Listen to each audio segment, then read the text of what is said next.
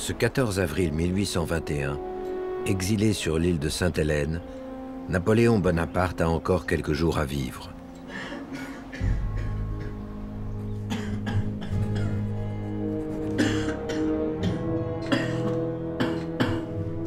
Ce matin-là, il dicte une lettre bien étrange. Monsieur le gouverneur, l'empereur Napoléon est mort, à la suite d'une longue et pénible maladie. J'ai l'honneur de vous en faire part. Il ne reste qu'à remplir le blanc. L'empereur prépare un modèle de faire-part à transmettre après son décès au gouverneur de l'île. De sa mort, il veut tout régenter.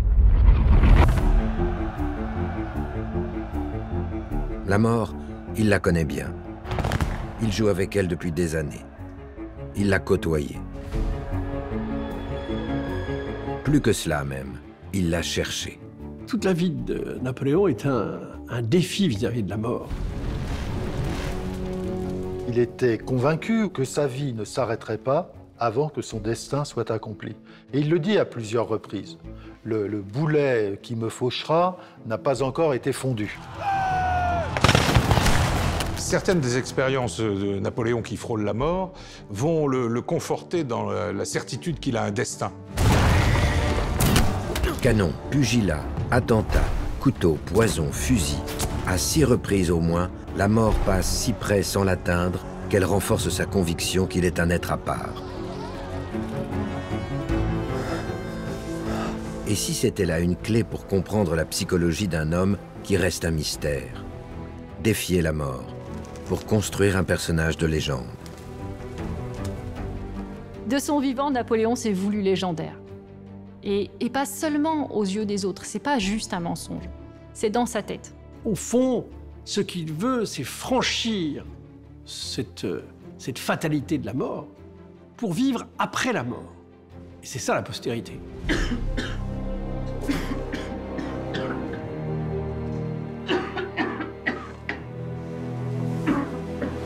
Est-ce pour cette fois? Va-t-il être emporté par ce mal qui le ronge de l'intérieur depuis plusieurs mois? Il en doute encore.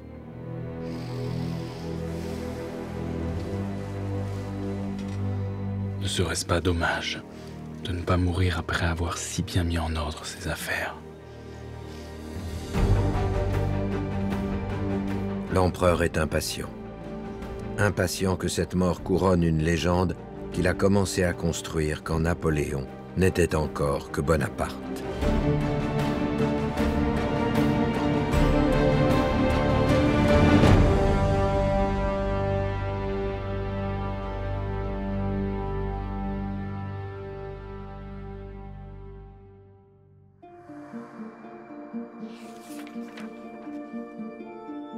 À en croire la légende, Bonaparte serait un enfant prédestiné. Né en Corse d'une famille de notables, il est envoyé en France pour suivre une formation militaire. On raconte qu'à l'école, il est déjà un chef incontesté, dirigeant même les batailles de boules de neige avec autorité.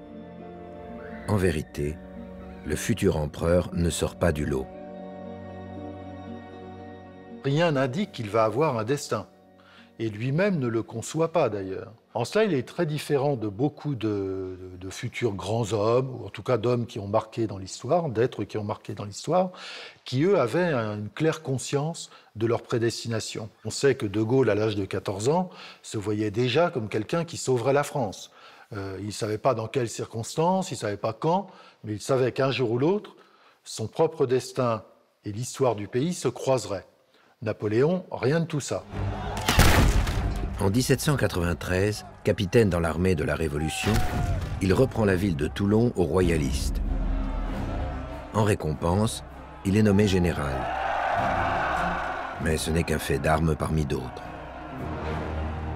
Ça n'en fait pas un général à la hauteur de ceux qui combattent au même moment. C'est quand même une petite opération de reprise d'une forteresse assiégée. C'est pas une grande victoire militaire comme celle que peuvent remporter d'autres généraux à l'époque. Son nom n'apparaît pas dans les journaux, c'est pas de là que commence sa gloire.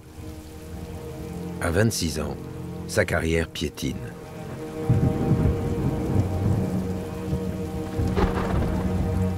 Bonaparte a un moment de très grande détresse à la fois professionnelle, affective aussi. Il se retrouve un petit peu sans emploi, seul à Paris. Il n'est pas dans la misère, mais enfin, il s'interroge beaucoup sur son avenir. Lettre du 10 août 1795 à son frère Joseph. Moi, très peu attaché à la vie, tout me fait braver le sort et le destin. Et si cela continue, mon ami, je finirai par ne pas me détourner lorsque passe une voiture.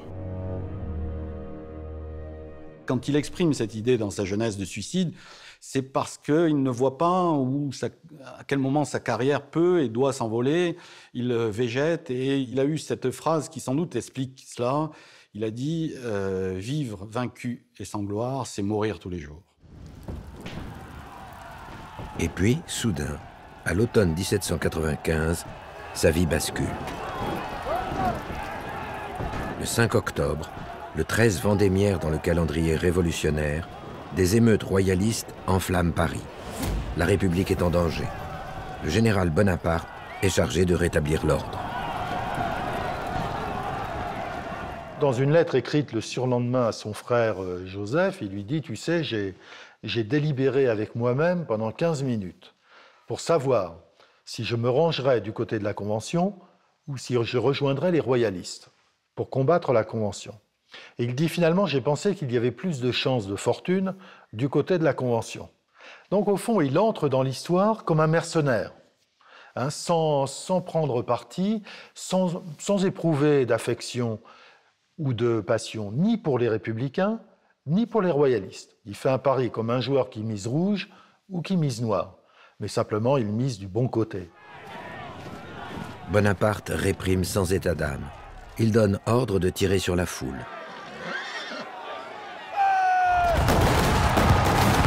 La rébellion est matée en quelques heures.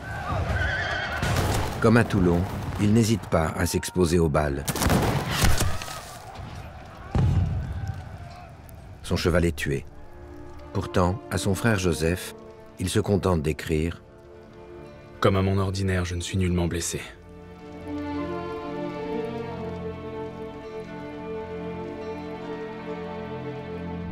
Ce personnage famélique, que personne ne regarde, dont on ne veut presque plus dans l'armée, se trouve propulsé quasiment au premier rang. Il devient gouverneur militaire de Paris. Et devenant gouverneur militaire de Paris, il va pouvoir entrer dans le lit de Joséphine. Joséphine de Beauharnais, la maîtresse des puissants. Pour Bonaparte, c'est l'autre événement de ce mois d'octobre 1795. Lui qui ne craint pas la mort a soudain une furieuse envie de vivre. Il est follement amoureux. Il l'épouse quelques semaines plus tard. Joséphine, qu'il rencontre à l'automne 1795, est une femme qui va lui donner d'abord beaucoup de confiance en lui et lui ouvrir beaucoup de portes. Bonaparte en société est très gauche et très réservé. Elle est au contraire l'entre-gens même. Il devient plus mondain, il fait davantage de sorties et d'apparitions en public, et à partir de cette époque, on se rend compte qu'il peut étendre, grâce à elle, son réseau social. Les émeutes royalistes, l'amour de Joséphine. En un mois, Bonaparte, qui n'était rien, est devenu quelqu'un. La situation militaire de la France va faire le reste.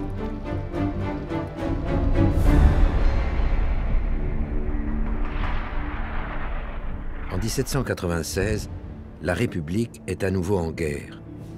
Les combats stratégiques ont lieu sur le Rhin. Au jeune Bonaparte, on confie une mission secondaire, faire diversion en attaquant l'Autriche sur le sol italien. Or, contre toute attente, Bonaparte enfonce les armées autrichiennes et fonce jusqu'à Milan avec sa petite armée d'Italie. L'armée d'Italie n'est pas destinée à gagner de grandes campagnes. Elle est là pour fixer une partie de l'armée autrichienne, pendant que les armées françaises passeront plutôt par le nord, par l'Allemagne. Et ce que fait Bonaparte, c'est qu'il va complètement inverser la géopolitique militaire du moment. Par son offensive en Italie, il va devenir le général français, et son armée sera l'armée française, qui menace réellement Vienne, alors qu'on s'attendait à ce qu'elle soit menacée par le nord. Bonaparte ne s'arrête plus. Quelques mois plus tard, il approche de Vérone. Mais il lui faut absolument rejoindre un pont stratégique, le village d'Arcole. Or, les troupes qui l'attendent sont bien plus nombreuses que les siennes. Et là, il se dit, ça serait intéressant de passer par les marais qui entourent la position d'Arcole, juste au nord de l'Adige, parce que les marais sont si difficiles pour les traverser et pour y marcher, que ça annulera la supériorité numérique des Autrichiens. Et le voici donc engagé dans les marais, où à un endroit, il faut franchir le pont d'Arcole.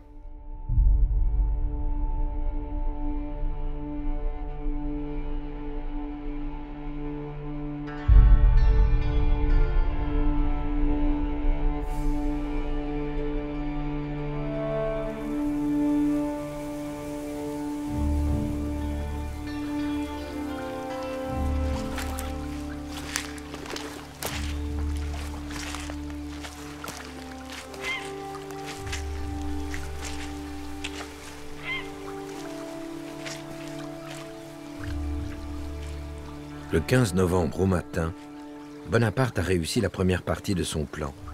Ses troupes sont arrivées sans résistance dans les marais italiens.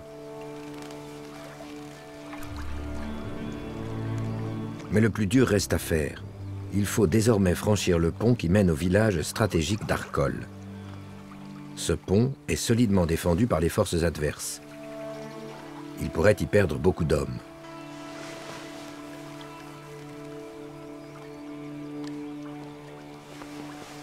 Bonaparte a étudié attentivement les lieux. C'est le seul passage pour atteindre rapidement Arcole. Le sort de la bataille est en jeu. Il doit prendre une décision. Le pont est très long, il est balayé par la mitraille, il faut avoir le courage de le passer. Peu importe les balles.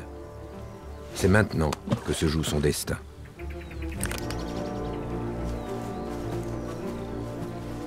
Et là, Bonaparte joue un coup de poker en essayant d'entraîner l'ensemble de sa troupe à l'assaut des positions adverses. Il croit à la fortune, avec une majuscule, avec un F majuscule.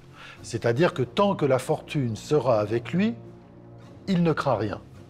Et il est convaincu que la fortune restera avec lui tant qu'il ne sera pas arrivé au terme, comme il dit, de son destin, de son histoire. C'est un homme très rationnel, c'est un homme très calculateur, mais en même temps, cette part de rationalité est tempérée par une irrationalité qui est celle d'un joueur.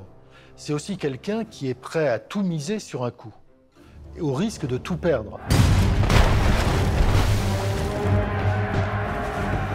Le drapeau à la main, Bonaparte s'avance sur le pont, exhortant ses troupes à le suivre. Un geste téméraire, déraisonnable. Ces hommes le poursuivent pour le protéger d'une mort certaine. À ses côtés, Muiron, son aide de camp, qu'il appelle son ange gardien et qui le suit depuis la victoire de Toulon. Face aux tirs ennemis, Muiron fait rempart de son corps. Il prend une balle en plein cœur.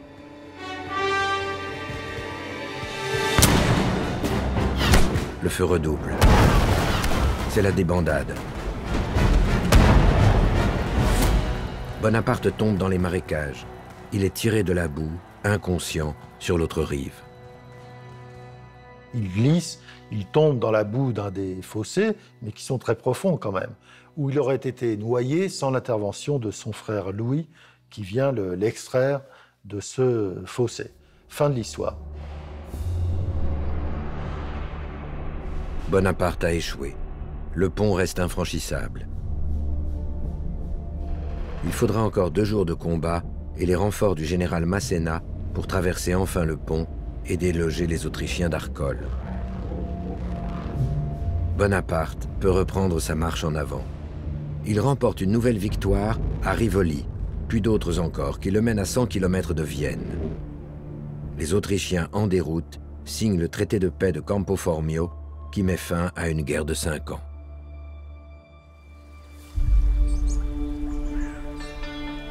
Pourtant, de toute la glorieuse campagne d'Italie, l'épisode qui reste le plus célèbre est cette traversée ratée du pont d'Arcole. Bonaparte a fini dans la boue. Il a perdu son ami Muiron, mais il y a trouvé la preuve qu'il est un élu du destin. Le sacrifice de Muiron, sa mort, c'est vraiment la preuve qu'il ne doit pas mourir. Les autres peuvent mourir, mais que lui-même doit poursuivre sa destinée et qu'il est protégé. C'est comme ça que va naître aussi dans l'armée une légende que Napoléon est protégé par une étoile, est protégé par une espèce de talisman. Et par extension, Napoléon va devenir en fait une sorte de talisman pour l'armée, et le soldat va se dire que s'il y a Napoléon à sa tête, l'armée va être sauvée et elle va aller à la victoire. Cette légende ne doit rien au hasard. Bonaparte fait tout pour l'entretenir. Depuis le début de la guerre, il publie le courrier de l'armée d'Italie. On peut y lire « Bonaparte vole comme l'éclair et frappe comme la foudre. Il est partout et il voit tout. » Napoléon écrit lui-même ses textes en grande partie, et ça on en est certain puisque on a pu retrouver des lettres qui sont des brouillons et où on voit que chaque mot est vraiment sous-pesé, chaque virgule est mise à la place où il faut pour que le texte ait son impact. Il n'est pas seulement un général génial, il est un propagandiste génial. Il sait trouver les mots pour grandir ses victoires, pour les mettre à la hauteur des grands exploits de l'histoire militaire de l'Antiquité. Bonaparte n'est pas rentré d'Italie qu'il réécrit déjà l'histoire d'Arcole. Il commande un tableau au jeune peintre Joseph-Antoine Gros. Ce que devient Arcole après est quelque chose de très différent de ce qu'a été la bataille réelle. Et notamment cette image, ce tableau de Gros qui montre Bonaparte conduisant l'armée de la République sur le pont d'Arcole, drapeau à la main, le visage tourné en arrière, comme on représentait à l'époque la déesse de l'histoire. Il est l'homme qui triomphe de l'adversité. Il est l'homme qui est plus fort que les circonstances, qui est plus fort que la géographie, que le temps, que la force de l'ennemi, etc. Et c'est ce qui fait de ce tableau la représentation la plus forte, la plus puissante du mythe de Napoléon. C'est ainsi que la traversée manquée du pont d'Arcole a été reproduite, magnifiée, des centaines de fois. Ce face-à-face avec la mort pose la première pierre de sa légende.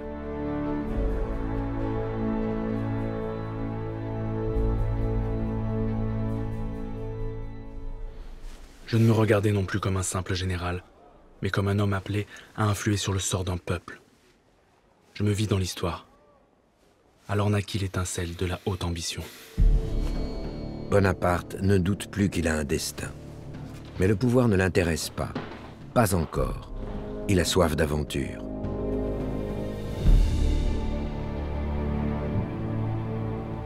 Auréolé de sa campagne d'Italie, il embarque de Toulon avec 50 000 soldats. Il a pour mission de conquérir l'Égypte et de couper la route des Indes à l'ennemi anglais. Il y ajoute des dizaines de savants et d'ingénieurs pour en faire également une grande expédition scientifique. Des dessinateurs témoigneront de son épopée.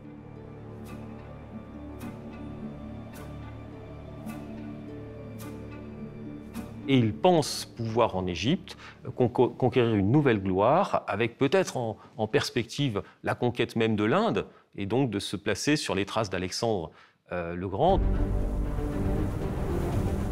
Bonaparte sillonne l'Égypte. Il remporte des victoires. Il y subit également de cinglantes défaites.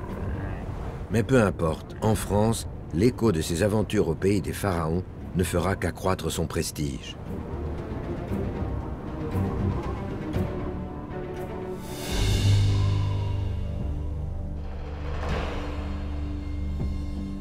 Or, Bonaparte n'est pas parti depuis 1 an que la situation est à nouveau critique. Aux frontières, la guerre a repris face à une nouvelle coalition. À l'intérieur du pays, les révoltes se multiplient en Bretagne, Vendée, Midi ou Corse, et dans les territoires conquis, comme en Italie. On est au bord de l'anarchie. Les Français ne mangent plus à leur faim, la sécurité n'est plus assurée, il n'y a plus de route, enfin tout est quand même très abîmé et surtout le pays est dans un état économique comme civil absolument désastreux. Les Français ne savent plus vers qui se tourner, le directoire est complètement discrédité. Le directoire, cet organe de 5 membres, dirige la France depuis la fin de la Convention. 5 directeurs qui siègent au Palais du Luxembourg et qui sont complètement dépassés. La situation peut basculer à tout moment. Les rumeurs de complot sont permanentes. L'un des directeurs, Emmanuel Sieyès, prend les devants. Il veut supprimer le directoire et prépare un coup d'État, mais tout en douceur. Les conjurés veulent procéder le plus légalement possible. C'est-à-dire, ils veulent que le régime qui va disparaître transmette volontairement et librement, entre guillemets, ses pouvoirs au régime qui va naître. Sieyès veut instaurer un nouveau pouvoir plus fort. Il faut donc forcer les parlementaires à changer la Constitution et que le peuple reste calme. Pour le faire, il a besoin d'un général pour commander les troupes. Parce que, bien sûr, il va s'appuyer sur la garnison de Paris. Il n'a pas l'intention du tout de l'utiliser, mais il veut s'appuyer sur cette garnison. Donc, il cherche un général.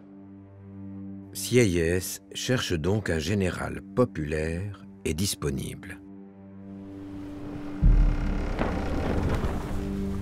À quelques milliers de kilomètres, Bonaparte se tient informé de tout ce qui se passe à Paris. Il comprend qu'il est temps de rentrer. Il abandonne son armée en Égypte et part en pleine nuit à bord d'une frégate qui porte le nom de Muiron, l'ami qui s'est sacrifié pour lui au pont d'Arcole.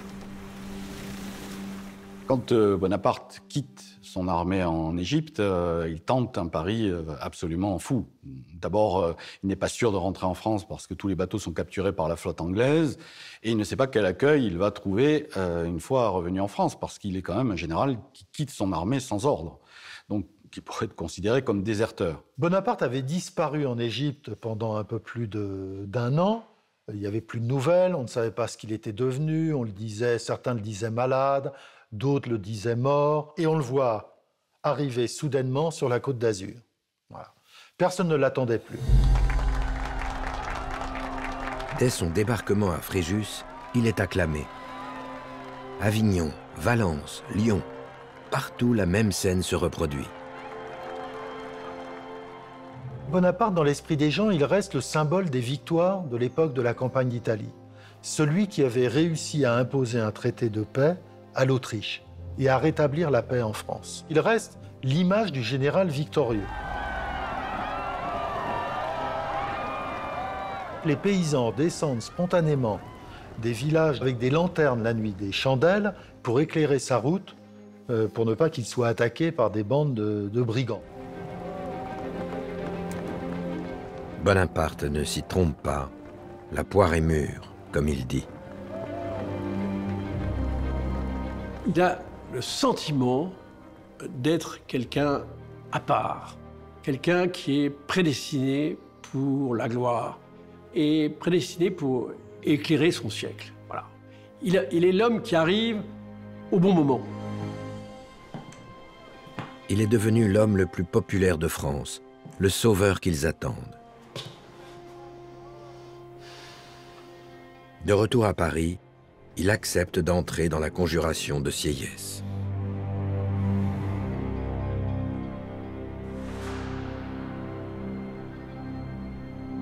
Le 9 novembre 1799, le 18 Brumaire du calendrier révolutionnaire, le coup d'État est enclenché. Prétextant un complot royaliste, le Directoire déplace les deux assemblées parlementaires, le Conseil des Anciens et le Conseil des 500, au château de Saint-Cloud, pour les protéger, dit-on. En fait, pour les isoler. Il y a deux phases dans le coup d'État du 18 et 19 Brumaire. La phase du 18, qui se passe essentiellement à Paris, au cours de laquelle on décide deux choses. La première, c'est que les chambres ne se réuniront pas à Paris parce qu'il y a une menace. La Constitution permet d'aller se réunir en dehors de la capitale, et on décide que ce sera le château de Saint-Cloud. Et la deuxième décision, c'est de nommer le général Bonaparte commandant de l'armée de l'intérieur, commandant des troupes de Paris. Voilà. Ça, c'est le 18 Brumaire. Le 18, au fond, on se met en place. Le 19, c'est le moment où les chambres se réunissent au château de Saint-Cloud et où on va leur annoncer que tous les directeurs ont démissionné, qu'il n'y a donc plus de constitution et qu'il serait peut-être temps d'en faire une nouvelle. Et ça doit être une phase parlementaire. Et Sieyès est tout à fait disposé à attendre que les chambres le soient elles-mêmes pour commencer à discuter, faire un petit gouvernement provisoire et puis ensuite rédiger une nouvelle constitution. Mais Bonaparte n'est pas homme à attendre.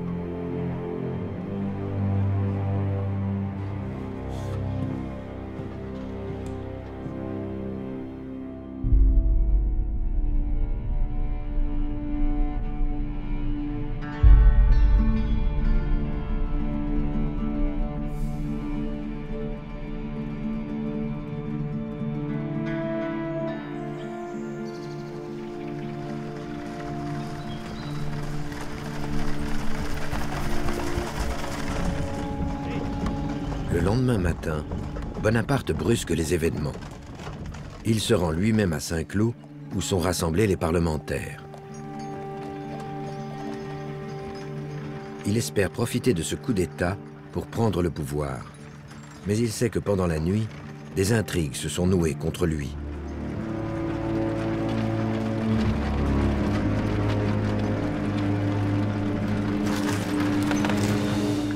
Si le coup d'État échoue, il est bon pour l'échafaud.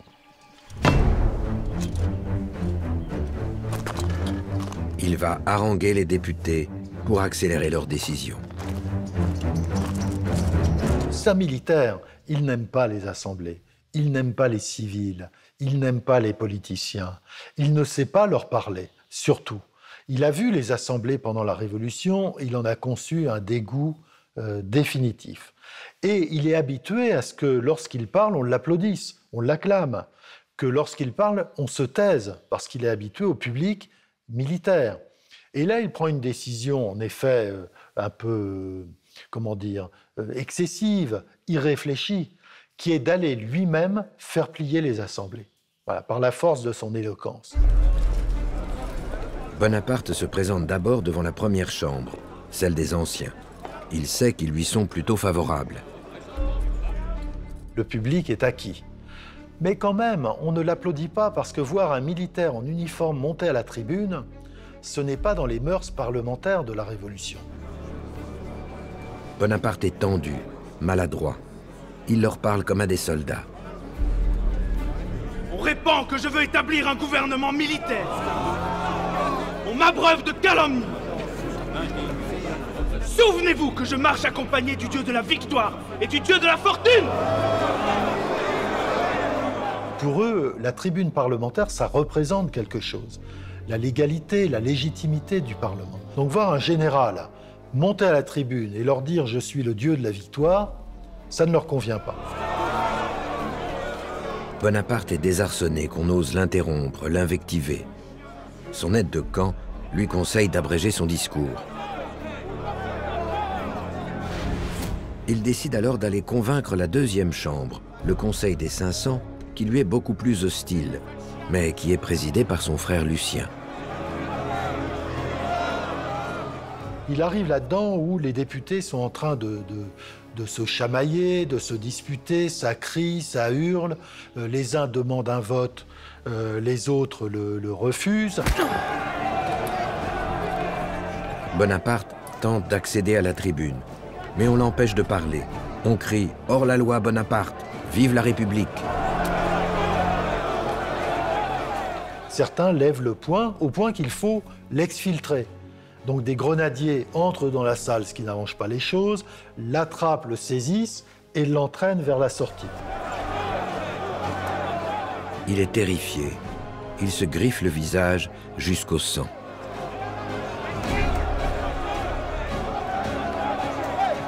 Des députés l'agrippent, il semble qu'il ait été bourré de quelques coups de poing au passage et ont réussi à le sortir. Et il a eu à la sortie un malaise.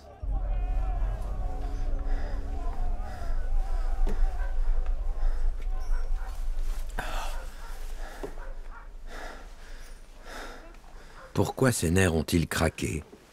Comment lui, si vaillant chef militaire, a-t-il pu se faire impressionner par des hommes en toge? Pour la première fois, et presque la seule de sa vie, Bonaparte a eu peur. Car cette scène lui en a rappelé une autre qu'il n'est pas prêt d'oublier. Un certain 10 août 1792.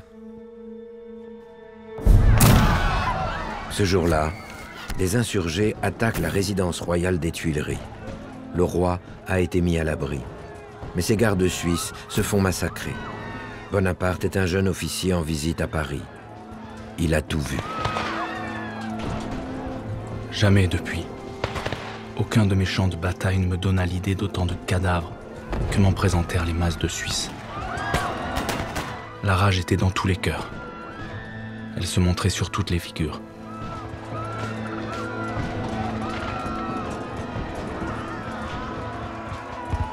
Tout ce qu'il ne maîtrise pas, il le redoute. Et c'est vrai que naît du 10 août 92 cette aversion contre une forme de violence directe et une violence qui devient incontrôlable. Bonaparte n'a pas vraiment peur de la mort, mais a peur de certaines morts, d'être par exemple exécuté ou lynché par la foule. Cette perspective-là lui fait peur. Autant mourir d'un coup de fusil sur le champ de bataille, atteint par un boulet, ne lui fait pas peur. Par contre, effectivement, tomber sous les coups d'une foule le panique et il perd son contrôle de lui-même.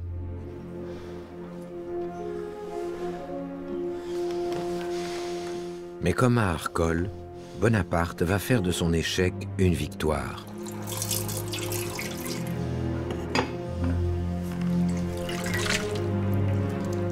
Ma fortune n'aurait-elle triomphé des plus redoutables armées que pour venir échouer contre une poignée de factieux? Il transforme la bousculade de Brumaire en une tentative d'assassinat. Bonaparte couvert de sang, le costume dérangé, les troupes peuvent croire qu'on a voulu assassiner leur général, et c'est ce qu'on va leur dire. C'est ce que va leur dire finalement Lucien Bonaparte, en disant que le Conseil est, comment dire, sous la domination de gens qui possèdent des poignards. L'idée des poignards est très, très présente dans le coup d'État 18 Brumaire. On a essayé de tuer votre général, et moi qui suis son frère, je sais qu'il va lutter pour la liberté, donc aidez-le. Et c'est à ce moment-là que Bonaparte, qui a repris ses esprits, ordonne l'évacuation de la salle du Conseil des 500. Ces poignards imaginaires sont un nouvel épisode de la légende. Bonaparte a triomphé de la mort. Il a fait mieux que César.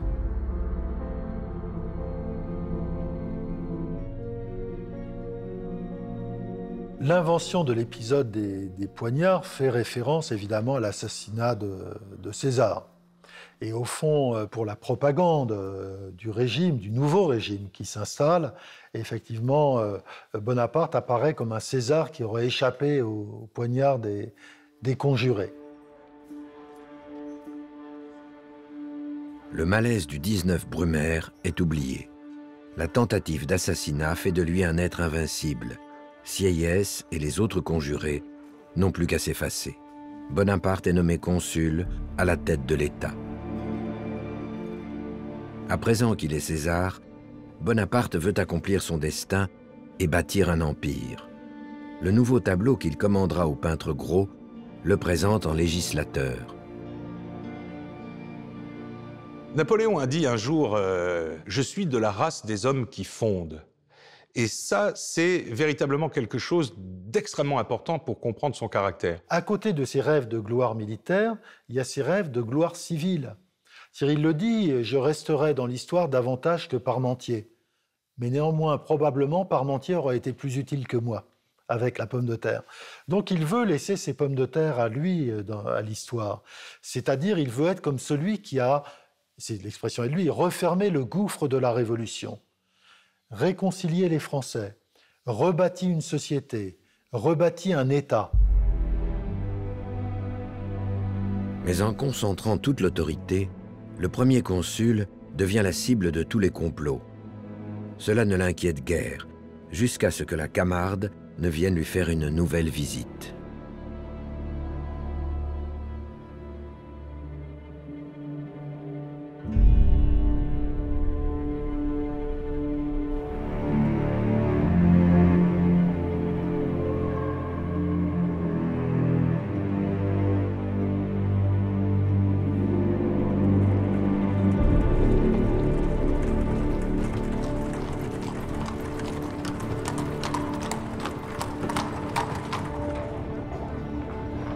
En ce soir de Noël, le premier consul serait bien resté aux Tuileries. Les mondanités ne l'intéressent pas. Mais comment résister à la femme qu'on aime le plus au monde? Joséphine a insisté pour qu'il vienne à l'opéra.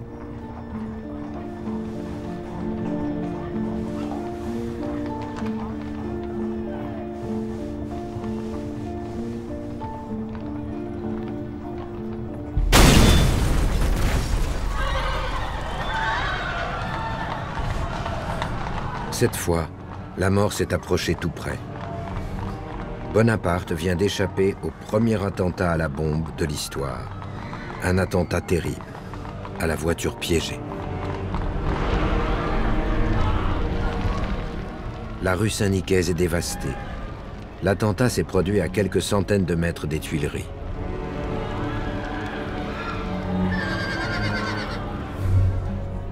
Un peu plus tôt, un homme a donné 12 sous à une vendeuse de petits pains pour qu'elle surveille sa charrette.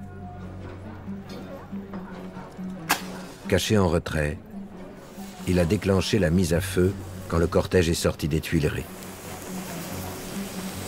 C'est bien Bonaparte qui était visé, mais sa berline est passée devant la vendeuse quelques secondes avant l'explosion. L'attentat de la rue Nicaise a été un attentat extrêmement violent pour l'époque. Et ça, on a peut-être un peu oublié à l'heure actuelle l'impact sur la population du mode opératoire qui était tout à fait nouveau pour l'époque. C'est plus de 20 morts, c'est plus de 60 blessés, dont certains très graves. Ce sont des corps démembrés, ce sont des corps brûlés. En fait, c'est une scène de guerre en plein Paris. En quelque sorte, c'est le premier attentat moderne, premier attentat terroriste moderne à Paris.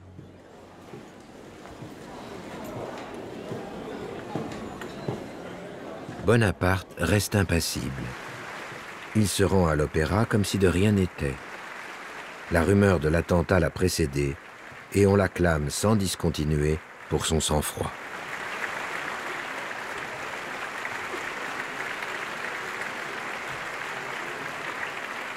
Ça le confirme d'abord dans sa propre invincibilité. C'est-à-dire, ça le confirme dans l'idée qu'il a la baraka et que rien ne peut l'atteindre. Bonaparte croyait beaucoup en la chance, ce qu'on appelait alors la fortune. Quand il recrutait un général ou il prenait des renseignements, il disait toujours « est-ce que ce général a de la chance ?» Parce que pour lui, c'est une dimension qui compte et que finalement, quand cette chance intervient, c'est tout à fait logique. Lorsqu'il échappe à l'attentat de la rue Saint-Nicaise, il dira cette fois, c'est pas passé loin, mais encore une fois, il a eu de la chance. Pourtant, il enrage. L'attentat aurait pu toucher la voiture suivante et tuer Joséphine. Puisqu'il n'est pas mort, il va en tirer parti. C'est le moment d'éradiquer ses ennemis. Sur le plan politique, il réussit un coup qui n'est pas très, qui n'est pas très glorieux, mais enfin un coup politique formidable. C'est qu'il accuse au début les Jacobins d'avoir essayé de l'assassiner, il en fait arrêter 130, il les fera déporter aux colonies, alors que ce sont les royalistes qui sont coupables du crime.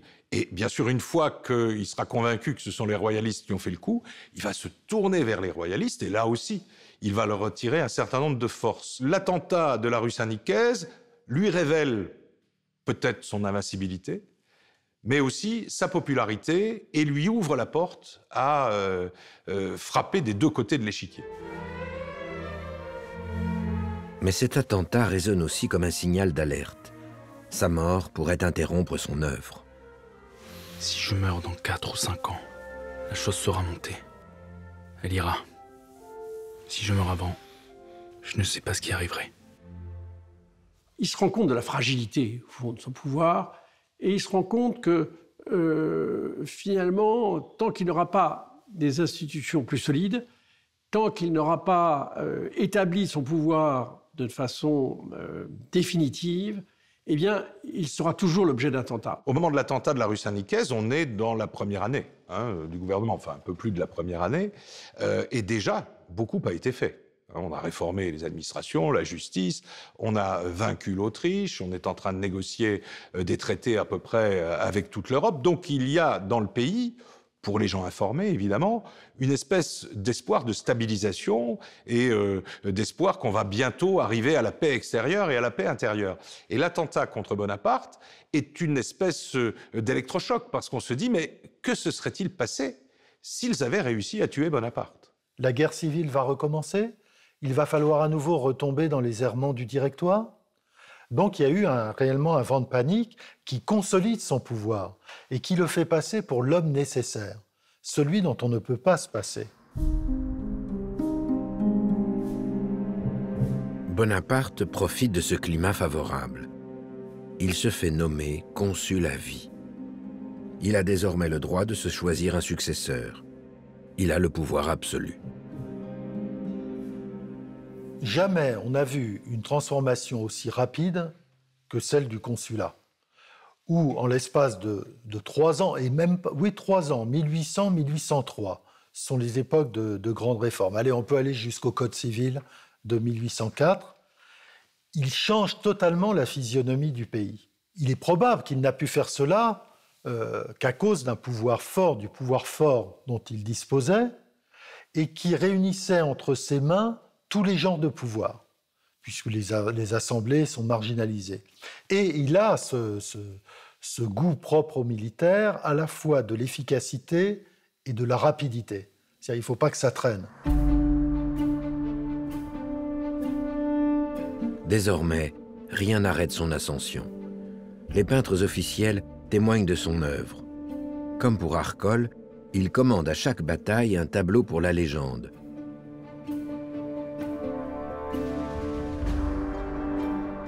L'un des plus parlants célèbre la campagne de Marengo par le peintre David. Napoléon a passé le col du Saint-Bernard à dos de mulet, mais la légende retiendra le cheval blanc. Le tableau en soi est un chef-d'œuvre de communication et correspond très bien aux idées de propagande qui se mettent petit à petit en place. On le voit en portant le manteau pourpre qui évoque justement le manteau des généraux de la Rome antique. Donc il y a cette idée de triomphe qui est déjà présente. Il y a également le cheval blanc qui lui est une image véritable depuis fort longtemps de cheval du vainqueur. Et il y a surtout dans un petit coin en bas à gauche un caillou sur lequel sont inscrits les noms d'Hannibal et de Charlemagne. Et là, toute l'histoire a compris que le point d'aboutissement, c'était là.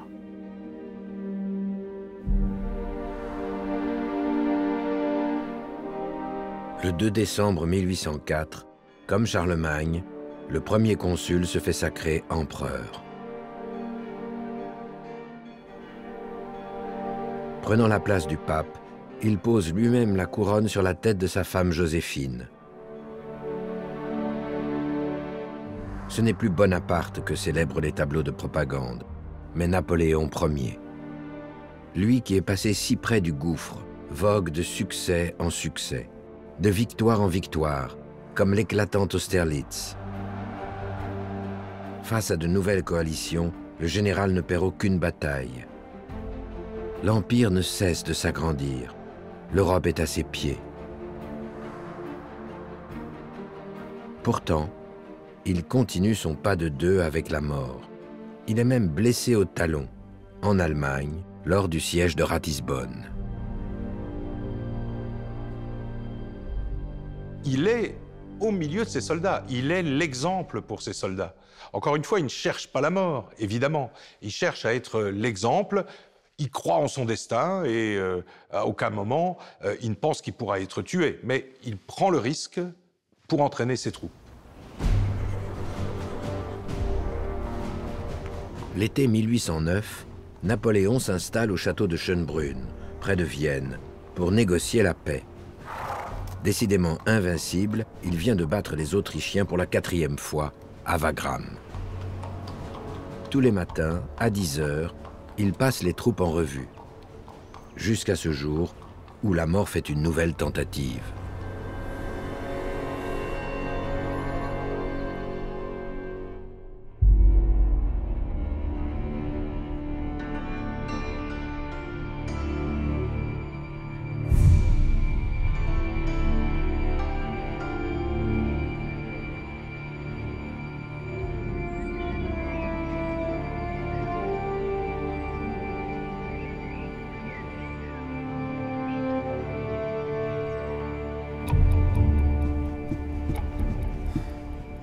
On a intercepté un Allemand avec un couteau pendant la revue des troupes, un certain Friedrich Staps. Il n'était qu'à quelques mètres de l'empereur. Pourquoi veut-on le tuer? Ses conquêtes n'apportent-elles pas la liberté au peuple? N'a-t-il pas imposé à toute l'Europe son code civil, les bienfaits de son administration, les idéaux de la Révolution française? Depuis la voiture piégée de Saint-Nicaise, il y a 7 ans, jamais la mort ne s'est approchée d'aussi près. Il veut comprendre. Il veut comprendre pourquoi quelqu'un a voulu le tuer et pourquoi un Allemand a voulu le tuer. Parce que ça, c'est aussi important. Pour Napoléon, dans son système de pensée, qui est un système de pensée extraordinairement français, voilà, la prépondérance est bonne pour la prépondérance de la France est bonne pour le continent. Donc, il ne se pose pas tellement de questions sur l'accueil populaire profond qu'ont ces projets, puisque à l'arrivée, il va détruire la féodalité, il va réorganiser les États, il va leur donner de bonnes finances, et puis il va les mettre dans un système dont la France sera le centre. Et la France, évidemment, c'est toujours beaucoup mieux que les autres. Napoléon a construit toute sa politique sur le consensus populaire. Le plébiscite en France, en particulier, mais dans les autres pays, quand il les conquiert, il veut rechercher le soutien des peuples. Et donc il ne comprend pas les résistances populaires qui ont existé dans plusieurs pays. Il cherche partout à se faire aimer, en quelque sorte. Napoléon veut l'interroger. Il veut parler les yeux dans les yeux à ce jeune terroriste.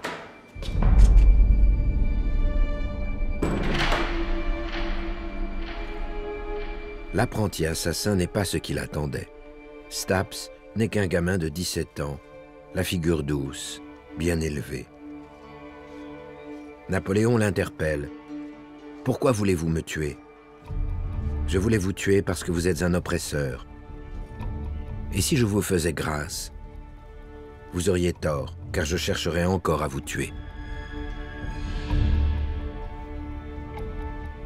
L'interrogatoire peut paraître assez surréaliste avec ces interpellations. Napoléon pense que Staps est malade, qu'il est fou, illuminé, lequel Staps lui répond qu'il ne sait pas ce que c'est qu'un illuminé. Donc on est sur des niveaux totalement différents. La stupéfaction de Napoléon, c'est de comprendre que, alors qu'il promet à Staps de le gracier s'il demande pardon, ce dernier reste attaché à l'idée qu'il faut débarrasser l'Allemagne du tyran, et il finira par être jugé et exécuté.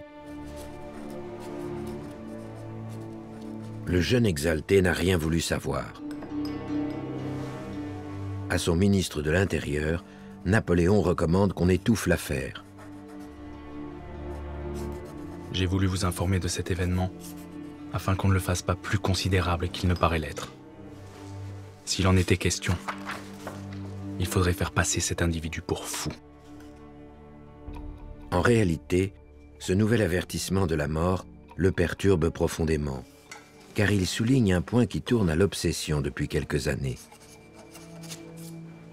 qui le remplacera s'il est tué? L'hérédité obsède Bonaparte depuis le début. Le malheur, c'est que Joséphine ne peut plus avoir d'enfants, donc comment fonder une dynastie sans héritier? Alors, c'est vrai que la constitution impériale prévoit les cas où l'empereur n'aurait pas d'enfant naturel. Hein. Bon. Sauf que Napoléon pense, et je pense qu'il a raison, que seul un enfant issu de lui pourra avoir de la légitimité une fois qu'il montera sur le trône. Il pense que, il ne faut plus perdre de temps et qu'il est temps de répudier Joséphine et d'épouser, alors il dira un peu de manière très peu élégante, un ventre, mais c'est un petit peu ça. Il ne peut plus tergiverser. Le couteau de Staps lui indique une décision qu'il a trop longtemps reportée. Toute ma vie, j'ai tout sacrifié. Tranquillité, intérêt, bonheur. À ma destinée. Il lui faut maintenant l'annoncer à Joséphine. Mais comment? Il lui envoie des messages, si je puis dire, indirects. Il fait murer la porte qui sépare leurs appartements. Il lui fait comprendre qu'il faudrait se séparer, etc. Mais il n'arrive pas à lui dire parce qu'il ne peut pas lui faire de peine. Pour lui, il a horreur de se fâcher avec quelqu'un. Et avec Joséphine, c'est très difficile. Le 30 novembre 1809, il attend la fin du dîner avec l'impératrice pour répondre à l'injonction du destin. Le dîner commence, les deux époux sont en silence, ils ne parlent pas avant une demi-heure. Joséphine a compris qu'elle était convoquée pour cela, mais elle ne parle pas. Attend que Napoléon, si je puis dire, attaque le premier sur le champ de bataille. Là, sur ce champ-là, il est très mauvais et il commence à dire quelques mots en expliquant qu'il faut se sacrifier, que le temps est venu, Joséphine, etc. Mais elle va instantanément fondre en larmes et dans l'instant d'après s'évanouir. Ne cherchez pas à m'émouvoir. Je vous aime toujours. Mais la politique n'a pas de cœur. Elle n'a que de la tête.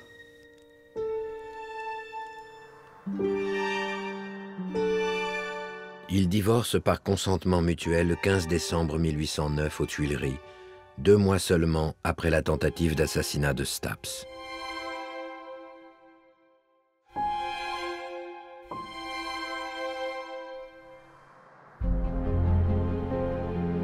Les peintres célèbrent aussitôt son mariage avec Marie-Louise, fille de François Ier d'Autriche et petite-nièce de Marie-Antoinette.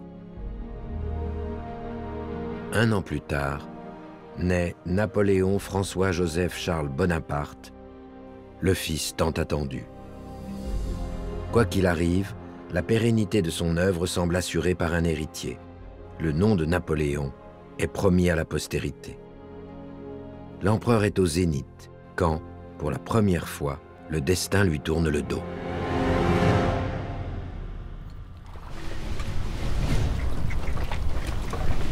En juin 1812, la grande armée de Napoléon s'élance à l'assaut de la Russie du tsar.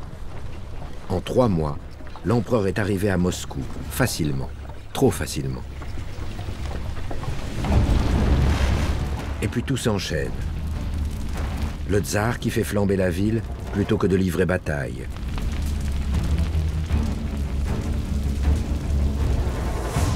La retraite avec le froid pour principal ennemi.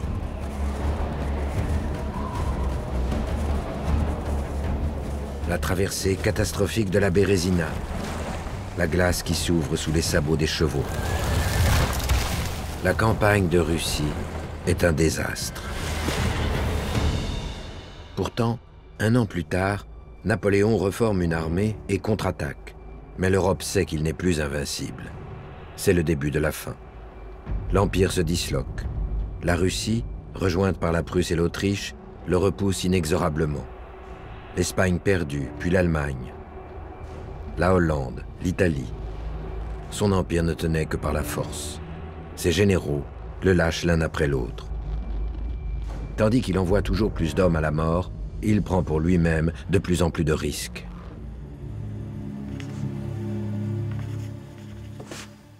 La vie m'est insupportable. J'ai tout fait pour mourir à Arcy. Les boulets n'ont pas voulu de moi. C'est vraiment le moment où il sent que ça s'en va, qu'il comprend qu'il n'a plus le pouvoir, il comprend l'immensité de sa chute. Et c'est vrai que quand on voit en mars 1814, là où il est, alors qu'un an avant, il était maître de l'Europe, ou quasiment, il a quand même cette notion de chute qui lui saute au visage et on aurait été déprimé à moins, certainement. Le 30 mars 1814, les troupes de la coalition entrent dans Paris.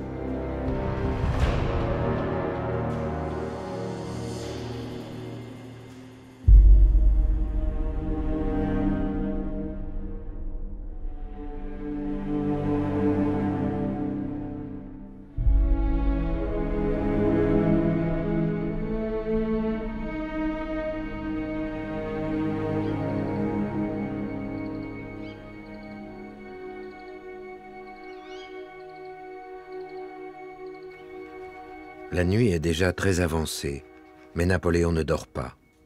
Il achève une lettre à l'impératrice Marie-Louise. Une lettre parmi les dizaines écrites chaque semaine. Une lettre pas tout à fait comme les autres. Adieu, ma douce Louise.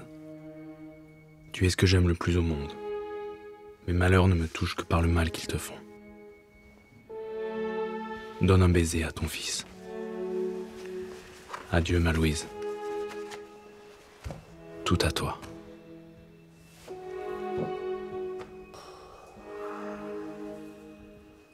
Dans cette lettre, il répète « adieu, adieu ». Il concluait toujours et terminait ses lettres par un adieu, mais là, cet adieu, adieu répété, et le ton de la lettre d'ailleurs est assez triste. On sent là une plume lasse et résignée, et un homme prêt à commettre l'irréparable, ce qu'il va faire. La décision est prise. Il veut mourir. Il s'est résolu à boire le Condorcet, ce mélange mortel qu'il porte toujours sur lui, au cas où il tomberait dans une embuscade.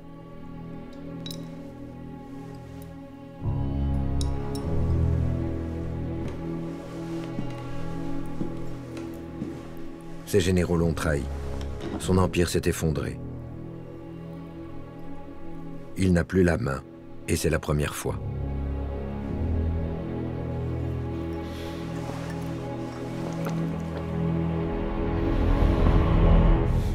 Si on reprend la chronologie, parce qu'elle est assez importante, le 11 avril, dans la nuit, est signé le traité de Fontainebleau, par lequel il renonce au trône de France et qui lui donne la souveraineté de l'île d'Elbe. Mais cette solution ne lui convient absolument pas, parce que Napoléon Bonaparte n'a pas l'âme d'un retraité californien. On lui donne des millions et on l'envoie au soleil, mais ce n'est pas la fin dont il a rêvé. Ça, il faut bien en être conscient. Donc, il sait qu'au matin du 13 avril, il doit ratifier ce traité. Et c'est quelque part pour lui une sorte de mise à mort dans sa destinée, d'autant que la chute est très brutale. En 3 mois, tout s'écroule.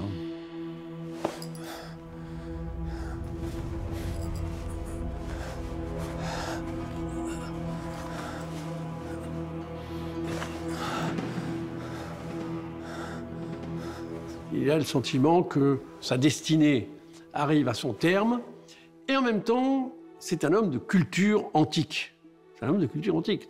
Donc, il pense à tous ces hommes dans l'Antiquité qui ont mis fin à leur jour. Et au fond, je crois que c'est l'image qu'il veut donner. Il veut donner, pour la postérité, puisque c'est la question qui l'obsède, qui est la plus importante, eh bien, d'un homme qui, finalement, n'a pas accepté d'être un vaincu. Et la façon de ne pas accepter d'être invaincu, eh bien, c'est de quitter ce monde.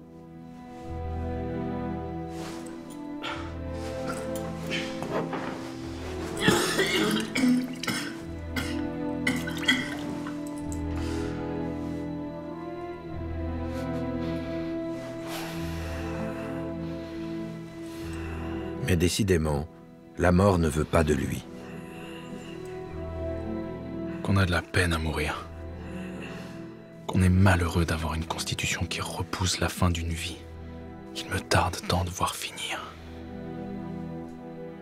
On a une hypothèse pour savoir pourquoi Napoléon n'est pas mort d'avoir absorbé ce poison, c'est que le poison était ancien, qu'il avait été éventé et qu'il ne devait plus avoir de capacité létale bien importante. On sait qu'il a vomi quelque chose de grisâtre, on sait qu'il y avait un verre avec du produit délayé. Est-ce qu'il l'a tout avalé? Est-ce qu'il en a avalé juste un tout petit peu? Est-ce que lui-même a eu un geste un petit peu irréfléchi, a avalé du poison, puis a changé d'avis, a voulu se faire vomir? Vraiment, les options sont tout à fait ouvertes. On a des témoignages, on a sa dernière lettre à Marie-Louise. Encore, il y a quelques années, on a découvert un témoignage supplémentaire qui est très important parce que c'est le témoignage du valet de chambre qui a remarqué qu'il se passait quelque chose d'anormal. Alors ensuite, est-ce que c'était une vraie tentative de suicide? Est-ce que Napoléon voulait vraiment mourir? Ça, on ne pourra jamais aller le lui demander.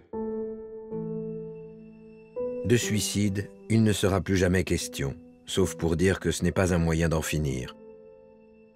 Quelques années plus tard, il écrira « J'ai toujours eu pour maxime qu'un homme montre plus de vrai courage en supportant les malheurs qui lui arrivent qu'en se débarrassant de la vie. » Cette tentative de suicide, en fait, va rester secrète très longtemps. Et des personnages qui vont avoir assisté, comme le grand maréchal Bertrand, par exemple, ne diront rien parce que tout le monde essaiera de cacher ce moment, parce que aussi, dans l'esprit de l'entourage, Napoléon, le grand Napoléon, qui est pour eux l'incarnation même de la force et de la politique, ne peut pas avoir un tel moment de déprime. Le lendemain, comme si de rien n'était, l'empereur ratifie le traité de Fontainebleau. Il fait ses adieux à l'armée et part pour l'île d'Elbe, laissant Louis XVIII restaurer la royauté. Mais puisqu'il n'est pas temps de mourir, il s'invente un nouveau destin. Il prétend devenir écrivain. Je vais, dans ma retraite, substituer la plume à l'épée. L'histoire de mon règne sera curieuse. On ne m'a vu que de profil. Je me montrerai tout entier. Quand il dit qu'il va écrire ses mémoires, il y croit en partie. Mais il ne faut pas oublier non plus que l'écrit peut être un bon moyen pour revenir. Quand un homme politique écrit ses mémoires, ce n'est pas forcément qu'il a terminé son existence. C'est aussi un bon moyen de revenir, d'ailleurs, de susciter la nostalgie, l'envie, en se défendant, en donnant sa propre version, et finalement en restant un homme politique.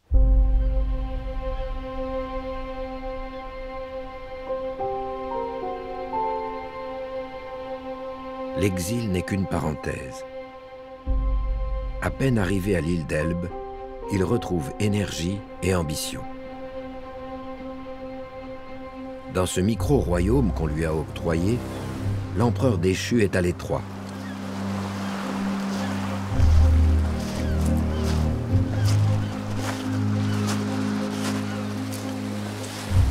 Il marche de longues heures sans rien dire de ses intentions.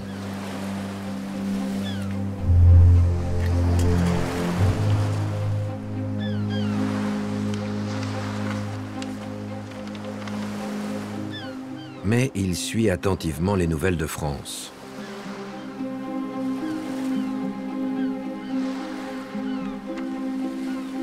Monsieur le comte Bertrand, dites à mon frère que j'ai reçu sa lettre. Qu'il ne soit pas surpris de ne pas recevoir de réponse. Je n'écris à personne. Le retour de Louis XVIII au pouvoir ne se passe pas bien. Napoléon est aux aguets. Il sait que la greffe, la nouvelle greffe de la monarchie sur la France n'arrive pas à prendre. Alors il se dit, j'ai une opportunité. Il est aussi poussé par le besoin, parce qu'il a entendu dire que les Anglais n'avaient pas l'intention de le laisser longtemps à l'île d'Elbe. Le roi de France, Louis XVIII, ne lui paye pas sa pension. Il a des besoins d'argent. Donc il tente une aventure un peu désespérée. Il prépare probablement, après les premières semaines de son installation, son retour.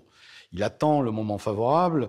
Il sait par ailleurs aussi qu'il est menacé. Il sait aussi que, on ne le laissera pas toujours si près du continent, si près de l'Europe. Donc, il se prépare à un retour. Il n'en parle pas d'ailleurs à son entourage.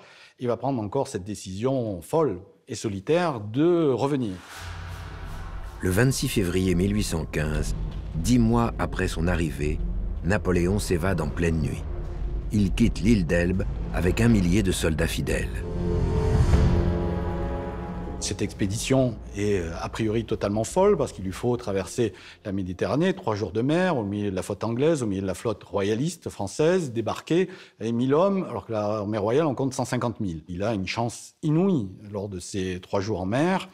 À plusieurs reprises, il croise des navires qui auraient pu le couler par le fond. Ça ne se passe pas. Alors qu'on l'attendait en Italie, il crée la surprise en débarquant en France, à Golfe-Juan. Traversant les montagnes, il entame aussitôt le retour vers Paris sous les acclamations. Des groupes de paysans se joignent à ses soldats à mesure qu'il avance. Aucun coup de feu, aucune résistance. Évidemment, dans ce retour, il pense à un retour de chance. Il pense que, finalement, ce qui est arrivé avant n'était qu'un accident et ça continue. Le soir du 6 mars 1815, il arrive au village de Cors. Si le destin lui est favorable, le lendemain, il entrera dans Grenoble.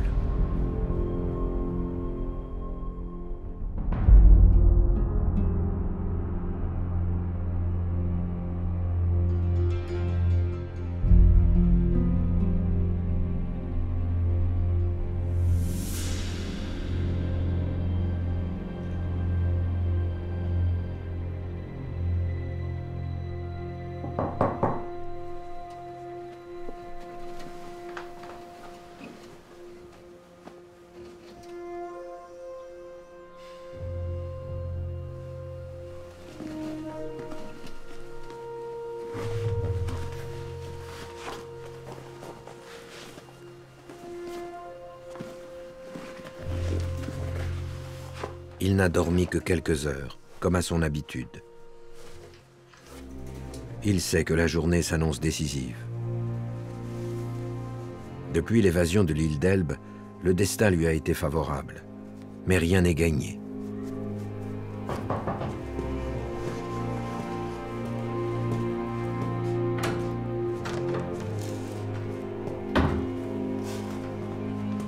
L'avant-garde lui envoie les dernières nouvelles. Les troupes de Louis XVIII l'attendent à quelques kilomètres de là. Ils ont pour mission d'arrêter le retour de Napoléon vers Paris.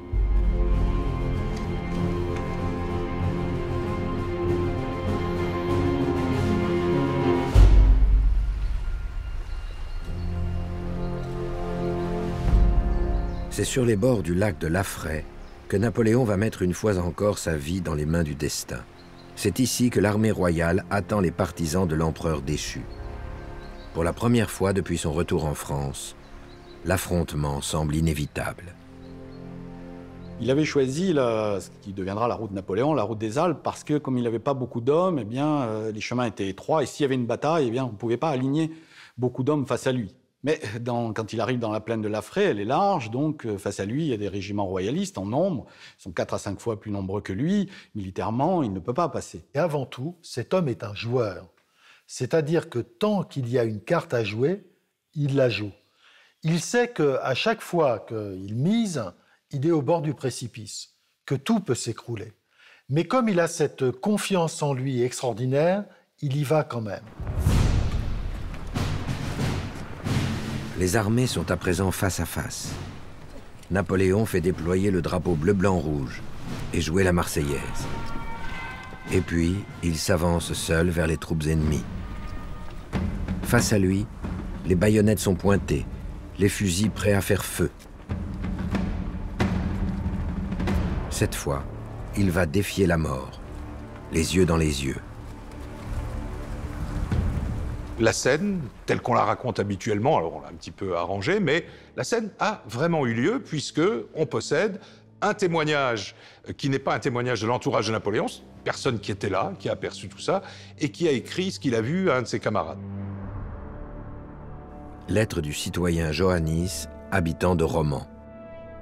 L'empereur s'avance seul, puis il crie aux soldats « Comment, mes amis? Vous ne reconnaissez plus votre camarade? Votre empereur, qui vous a si souvent mené à la victoire, il les exhorte à crier « Vive l'empereur !» et à le suivre. Un silence général fut tout ce qu'il obtint. Alors ouvrant sa redingote et découvrant sa poitrine, « Eh bien, puisque vous ne me reconnaissez plus, tirez sur moi. »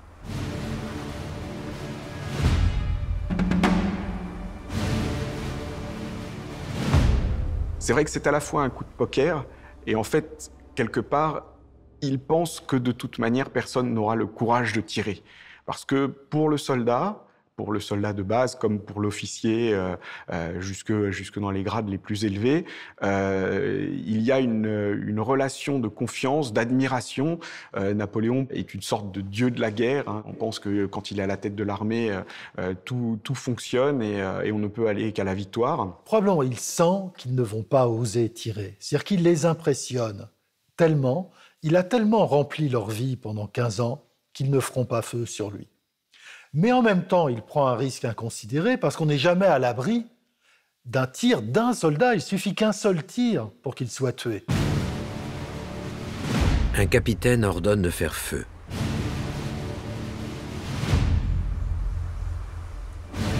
Mais les fusils restent muets. Et la situation bascule.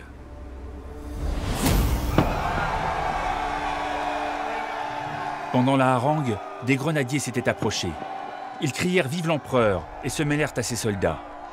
Il s'ensuivit un enthousiasme général et ils marchèrent ensemble sur Grenoble.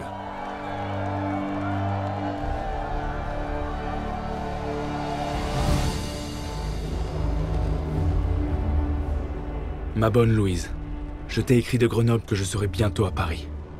Les peuples courent en foule au-devant de moi. Des régiments entiers quittent tout pour venir me rejoindre. Le retour est triomphal. Louis XVIII s'est enfui. Napoléon arrive le 20 mars dans la capitale sans avoir fait verser une goutte de sang à ses troupes. C'est magnifique jusqu'au moment où Napoléon est à Paris. Une fois qu'il est à Paris, c'est là qu'il se rend compte que la situation n'est pas aussi simple qu'il l'a pensé. Il y a d'abord la menace extérieure. Lorsque le Congrès de Vienne, où toutes les puissances européennes sont réunies, apprend le retour de Napoléon, la première chose qu'on fait, c'est qu'on le met hors la loi, c'est-à-dire hors la loi de l'Europe, et qu'on décide que les armées qui ont gagné l'année précédente contre les armées napoléoniennes vont marcher sur la France. Ce n'est pas une déclaration de guerre à la France, comme vont faire les Alliés. C'est aussi une première dans l'histoire. On va déclarer la guerre à un homme. Les puissances alliées, dans leur traité du 25 mars, déclarent la guerre à Napoléon Bonaparte, non pas à la France. Déclarent la guerre à Napoléon Bonaparte pour le neutraliser parce que c'est le perturbateur du repos du monde. Et puis la deuxième chose dont il va se rendre compte, c'est que l'exaltation de son retour lui a fait perdre de vue que, sur le plan politique, il n'a pas d'alliés au moment où il arrive à Paris. Il se rend compte que sa situation est mauvaise à l'intérieur et à l'extérieur, et comme il l'a fait souvent par le passé, il va essayer de reprendre la situation en main par une opération militaire. L'empereur repart au combat avec une nouvelle armée. Il fonce vers la Belgique, où l'attend le gros des troupes de la coalition. Il est vainqueur une dernière fois à Ligny. Dans les plaines de Waterloo, il est à 2 doigts de l'emporter. Mais son étoile l'a abandonné. Il est définitivement vaincu. Napoléon abdique une seconde fois et rejoint le port de Rochefort. Il pense un temps s'enfuir aux États-Unis, mais il est barré par la marine anglaise. Acculé, il finit par se rendre. On l'envoie croupir à 7000 km de là, au milieu de l'Atlantique, à l'île de Sainte-Hélène. On n'a pas osé l'exécuter. L'exécuter comportait un risque, c'était de faire renaître probablement un mouvement révolutionnaire en sa faveur, d'en faire un martyr sur place. Donc on préfère l'isoler, l'éloigner, en se disant que finalement le temps fera son œuvre et que les esprits oublieront le personnage. Mais on l'envoie très loin, dans l'Atlantique Sud, dans une île qui est imprenable, c'est un rocher dressé au milieu de l'océan, avec en plus une flotte britannique qui va graviter autour pendant toute la période de la captivité. Autrement dit, sortir de Sainte-Hélène est impensable à ce moment-là.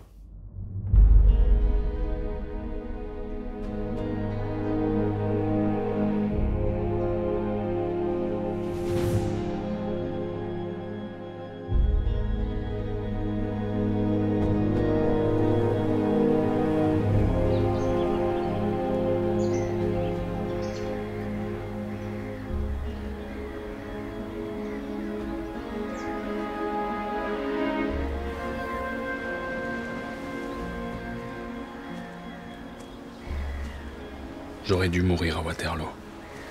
Peut-être avant. L'infortune, c'est que quand un homme cherche la mort, il ne puisse la trouver.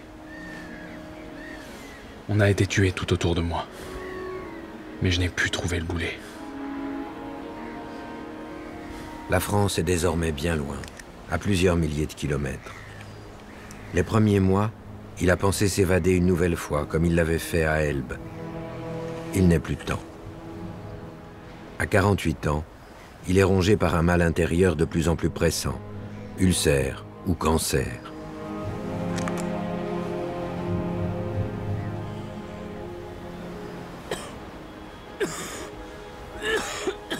Il pense déjà à l'au-delà.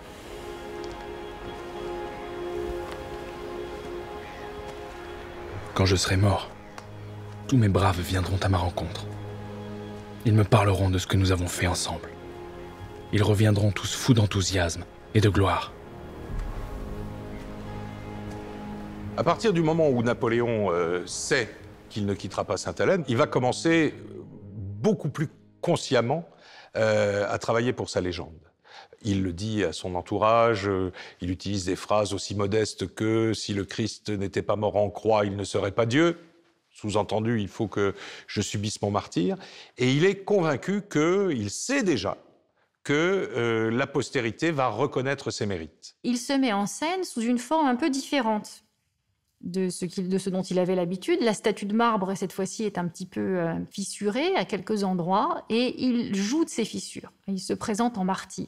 Martyr de l'Angleterre et de la tyrannie du gouverneur, envoyé sur une île déserte, terrible, une île qui viendrait du diable. On l'a mis au milieu d'un plateau sombre et obscur où la pluie tombe en permanence et où on mange des rats. En réalité, Sainte-Hélène, évidemment, c'est terrible. Il est loin de sa famille, il est loin de son fils, il est loin de ses amis, il est loin de son épouse, mais les conditions de vie à Sainte-Hélène ne sont pas si terribles. Je pense que Napoléon aggrave lui-même les conditions de sa propre détention en s'emprisonnant dans sa propre prison, c'est-à-dire en s'enfermant dans sa chambre alors qu'il pourrait profiter de toute l'île. À Sainte-Hélène, le despote veut donc se muer en victime. Mais pour que le scénario fonctionne, il lui faut un bourreau. Ce sera le gouverneur anglais Hudson Lowe. La grande chance de Napoléon, d'une certaine façon, à Sainte-Hélène, c'est d'avoir été en butte avec un gouverneur, Hudson Lowe, qui sera le méchant face au martyr. Les choses auraient pu se passer tout à fait différemment. Incontestablement, Napoléon et son entourage ont grossi le trait dans cette opposition des méchants Anglais au gentil Napoléon qui est persécuté. En réalité, Hudson Lowe aurait peut-être été tout à fait capable de s'entendre avec Napoléon, mais Napoléon n'avait pas envie d'avoir un geôlier compatissant ou clément. Napoléon voulait un geôlier qui soit impitoyable, qui s'en prenne à lui, qui restreigne ses libertés parce qu'il tient à poser en martyr face à la postérité. Donc on peut dire en un sens, oui, que c'est Napoléon qui a créé Hudson Lowe. Napoléon est beaucoup plus brillant que Hudson Lowe et il est vrai qu'il le manipule. Napoléon provoque le gouverneur. On lui demande de se montrer, il se cache. Plus il est brimé, plus il est satisfait, conscient que son image est en train de changer. Le martyr me dépouille de ma peau de tyran. Ça permet d'effacer tout un pan de son histoire, tout ce qui avait été mis en avant par la légende noire de Napoléon dès 1814, l'ogre qui a fait dévorer des milliers ou des centaines de milliers de conscrits pendant les campagnes militaires, le tyran, l'étranger même, etc. Il y a toute une série d'arguments qui se sont dressés contre Napoléon. Ces arguments sont progressivement effacés par l'image du martyr, le prisonnier sur son rocher. C'est un artiste de son destin. Il a pressenti que, en devenant une victime, eh bien, on le verrait d'une façon différente. Il va complètement inverser son image. Voilà. Au lieu d'être l'homme despotique, vraiment intransigeant, et bien subitement, il va être un vaincu et ça va créer cette formidable image d'une forme on pourrait dire, de Christ de l'époque moderne. À partir de mars 1821, son état se dégrade.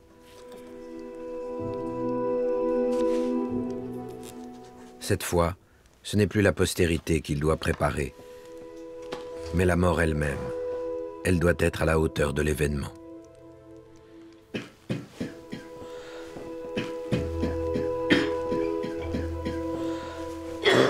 Napoléon a une agonie qui est très longue, très lente et sans doute très douloureuse. Il n'en finit pas de mourir et cela va lui permettre de mettre en scène sa mort. Il va le faire de façon très consciente. Malgré ses souffrances, il réussit à mettre en scène une mort qui est une mort de souverain. Au soir de sa vie, Napoléon a pleinement conscience qu'il joue sa dernière bataille. Sa dernière bataille de l'image. Ça, il le sait parfaitement. Et un des moyens de faire une ultime déclaration au monde, c'est de faire un testament. Il va mêler à la fois l'homme, Bonaparte, puisqu'il y a des legs particuliers, des dons matériels à des proches, mais également le monarque, l'homme d'État. Et c'est en ça que le testament demeure une grande déclaration et une façon de se poser pour l'éternité.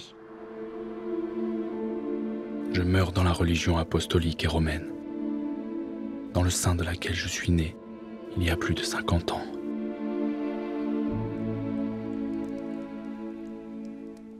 Napoléon, qui semblait ne croire à rien d'autre que le destin, paraît soudain touché par la foi.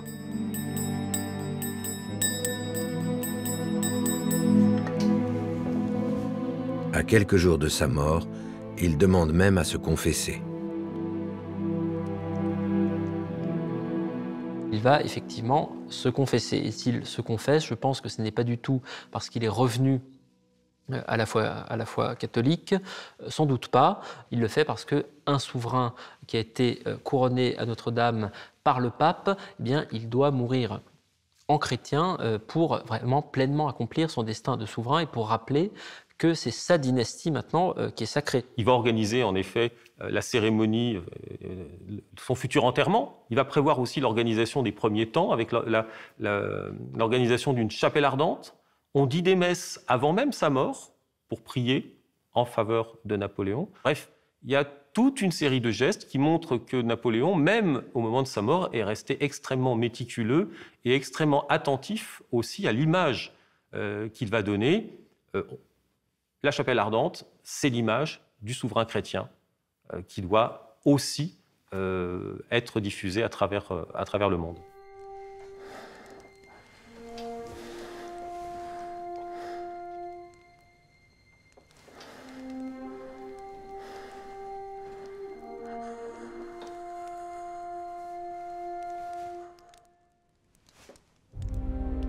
Le 5 mai, à 5h49 de l'après-midi, la mort, qu'il a tant de fois défiée, triomphe enfin de Napoléon. À moins que ce ne soit l'inverse. Car l'histoire de Napoléon ne s'arrête pas avec sa disparition. Comme il l'avait espéré, elle prend une dimension inédite. L'annonce de sa mort à Paris ne provoque pas d'énormes remous. Bon, il y a quelques petites manifestations, mais pas une émotion collective.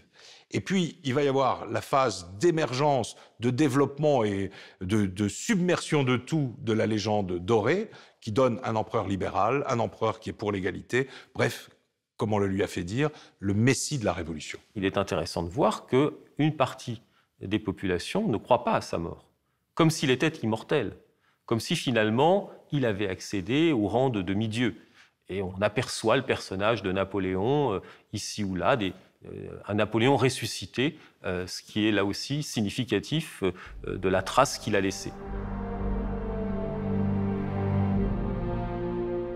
L'image de Napoléon christique, comme dans la célèbre gravure d'Horace Vernet qui montre Napoléon sortant de son tombeau en gloire, auréolé d'une véritable lumière qui est christique, cette image-là, elle n'est pas un blasphème.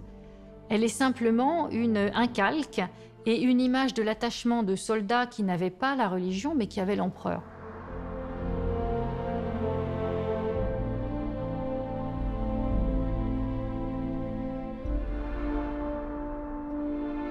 Je désire que mes cendres reposent sur les bords de la Seine. au milieu de ce peuple français que j'ai tant aimé.